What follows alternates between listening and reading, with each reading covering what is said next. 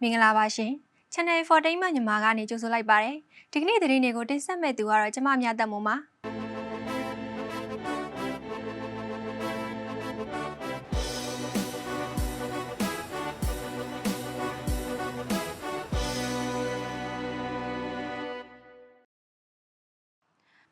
အခုတင်ဆက်ပေးမယ့်ပြည်တွင်းသတင်းတွေကတော့ကြောင်မြတ်နဲ့လက်ဝတ်ရတနာရောင်းပြပွဲ YGJF 2026ကျင်းပမည်ARE Foundation ကထူးချွန်ကျောင်းသားကျောင်းသူများကို AYA Scholarship ပေးအပ်မည်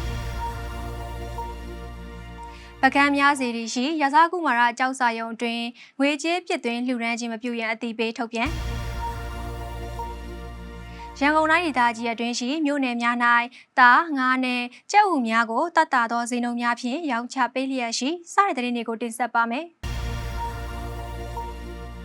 ရန်ကုန်မြို့ပြည်လမ်းမပေါ်မှာရှိတဲ့ Lotte Hotel မှာပြည့်စမအကြိမ်မြောက်ရန်ကုန်ပြည်ဆိုင်ရာကျောင်းမြေရတနာနဲ့လက်ဝတ်ရတနာအယောင်ပြပွဲကျင်းပသွားမှာဖြစ်တယ်လို့သိရပါတယ်။အဆိုပါပြပွဲကိုဩဂုတ်လ6ရက်မှ9ရက်နေ့အထိ4ရက်ကြာကျင်းပသွားမှာဖြစ်ပြီးပြကမ်းပေါင်း150ကျော်ပါဝင်ပြသသွားမှာဖြစ်တယ်လို့ဆိုပါတယ်။ YGJF 2026ပြပွဲကိုကြောင်မြတ်နဲ့လက်ဝတ်ရတနာများကိုပြသရောင်းချရုံသက်သက်မဟုတ်ပဲမြန်မာ Gen and Jewelry Brand ကိုမြင့်တင်ပေးနိုင်မဲ့ platform တစ်ခု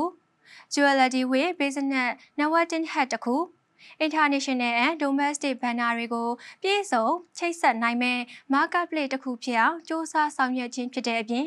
Tourism, Trade and Investment တွေကိုချိတ်ဆက်နိုင်မဲ့ gateway တစ်ခုဖြစ်အောင်စ조사နေကြောင်းရန်ကုန်တိုင်းဒေသကြီးကျောင်းမြေရတနာလုပ်ငန်းရှင်များအသင်းဥက္ကဋ္ဌကပြောကြားထားပါတယ်။ပြပွဲကိုမြမကျောင်းမြေရတနာအချောတဲ့ခန္ဓာပြည်တွင်းမှာတဆင့်နိုင်ငံတကာအထိထိုးဖောက်နိုင်ရန်ရည်ရွယ်ပြီးကျင်းပခြင်းဖြစ်တယ်လို့သိရပါတယ်။ပြပွဲမှာငွေကျပ်10သိန်းငွေကျပ်သိန်း20တန်းကျောင်းမြေရတနာများကိုရောင်းချပြီးရရှိလာတဲ့ငွေကြေး100%ကိုအခြားသောကျန်းမာရေးကဏ္ဍများမှာလှူဒါန်းနိုင်မဲ့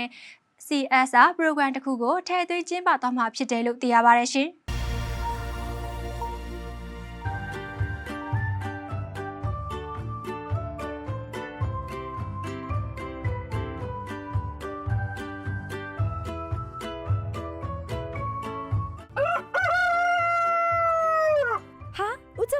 နေ့စဉ်မမှန်အစောကြီးတွန်နေပါလားရှင်တွန်းရမှာပေါ့ငါတူမရေဦးကျက်ပါကြီးဝရိယရှိမှတောင်သူဦးကြီးတွေမြေကြီးကရွှေသီးလို့ဒီရေလာဝင်တိုးကြပါလေဘာဖြစ်လို့လဲဦးကျက်ဖရဩဒီကကျက်ဖတစိမ့်မြေဩဇာကိုဝရိယရှိယုံကြည်သုံးကြလို့တောင်သူဦးကြီးတွေမြေကြီးကရွှေသီးပြီးဒီရေလာဝင်တိုးနေကြပြီလေဟာဒီမှာကြည့်ဟာဟုတ်ပါဦးကျက်ဖရေကျမတို့တောင်သူတော်လေးတွေလည်းသုံးတော့မယ်တောင်သူဦးကြီးတွေရောဟာဒီကတောင်သူတော်လေးတွေရောအကုန်လုံးသုံးနိုင်ဖို့ကျက်ဖတစိမ့်မြေဩဇာကိုလုံလောက်ဖြန့်ချီနေပါပြီဗျာအရင်သွေးပြေကျက်ဖတစိမ့်မြေဩဇာကျက်ဖတစိမ့်နော်ကျက်ဖတစိမ့်ကျက်ဖတစိမ့်မြေဩဇာကို Sky Home Company ဖုန်း39 669 993 388 09669 993 388မှာဆက်သွယ်မှာယူနိုင်ပါတယ်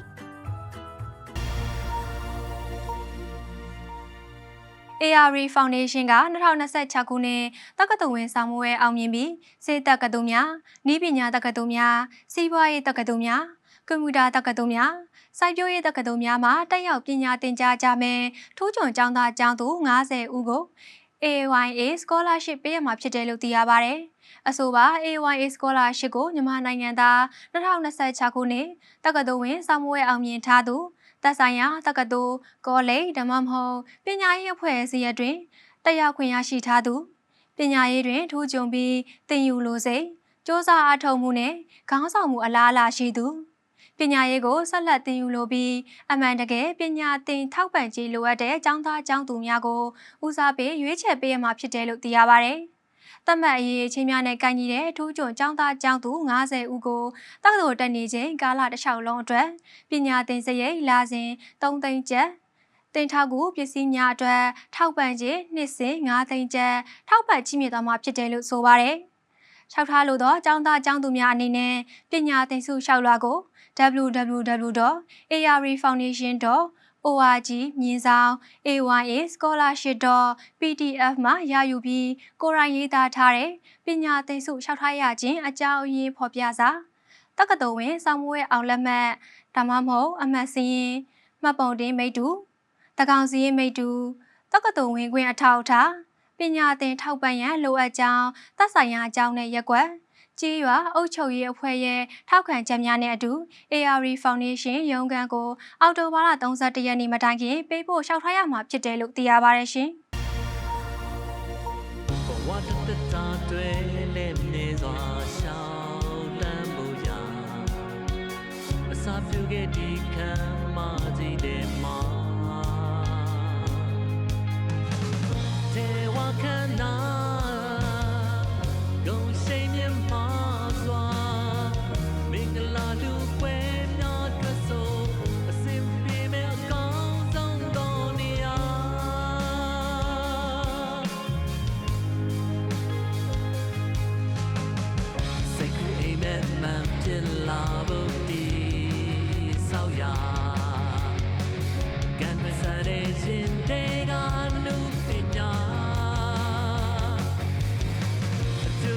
တီက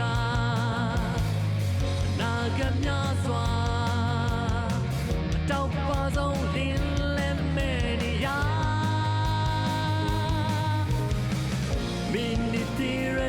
တောင်များနဲ့ရုံရှင်စတဲ့များ Audio Studio များနဲ့ FM Radio မီဒီယာလောကတော့ဆုံး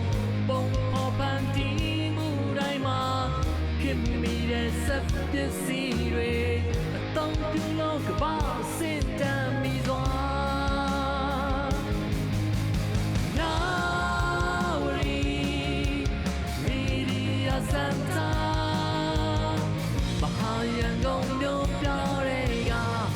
လုံညုံတဲ့ဝုန်းနဲ့ဝုန်းတဲ့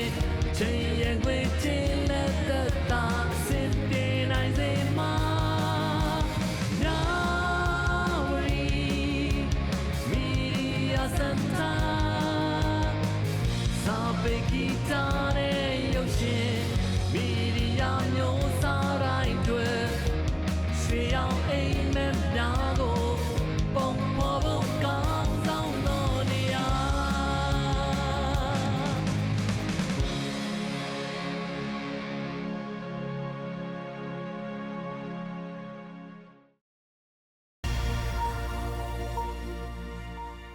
ပကံမျိုးဟောင်းမြင်းကပါကျွော်မှာတရှိတဲ့မြစေရီဖျားရှိရာဇကုမှာကြောက်စာထားရှိရာကြောက်စာရုံတွင်ဖျားဘူးများ